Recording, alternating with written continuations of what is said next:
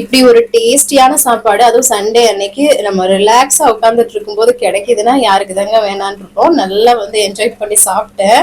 அதுக்கப்புறம் இங்க பாருங்களேன், பாத்திரம் குமிஞ்சு கிடக்குது. ஹஸ்பண்ட் வந்து எப்பவுமே அதையுமே கிளீன் பண்ணி தான் கொடுத்துருவாங்க. ஸோ அதுக்கப்புறம் அவங்களுக்கு வந்து ஒரு ஃபோன் கால் வந்துருச்சுங்க, ஆஃபீஸ் கால் மாதிரி.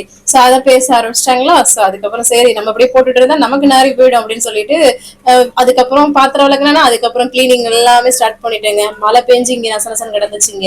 அவர் வந்து செடியெல்லாம் சுத்தம் பண்றேன்ட்டு அந்த குப்பையை எடுத்து போட்டிருந்தாரு. அது எல்லாமே கிளீன் பண்ணி ஓரளவுக்கு வீடை வந்து கிளீன் பண்ணிட்டு ஒட்டடெல்லாம் அடிச்சு அப்புறமா தான் குளிச்சு ஃப்ரெஷ் அப் பண்ணிக்கிட்டேன். அதுக்கப்புறமா நேற்று வந்து இந்த சக்கரவள்ளி கிழங்கு ராகி மாவு வச்சு ப்ரௌனி பண்ணியிருந்தோம்ல. ஸோ அதில் வந்து டைரி மில்க் வந்து மெல்ட் பண்ணி எனக்கு போட்டு கொடுக்கணும்னு சொன்னா. ஸோ அதுக்கு தான் வந்து டபுள் பாயிலிங் மெத்தட் மாதிரி வச்சு டைரி மில்க் வந்து மெல்ட் பண்ணி எடுத்து எக்ஸைட்மெண்ட்டை பாருங்களேன். கிச்சன்ல வந்து ரெண்டு பார்த்துக்கிட்டே இருந்தா அழகா வந்து அவங்களுக்கு போட்டு கொடுத்து நானும் என்ஜாய் பண்ணி சாப்பிட்டேன். இன்னைக்கு இந்த மாதிரி தான் போச்சு. தேங்க்ஸ் ஃபார் வாட்சிங்.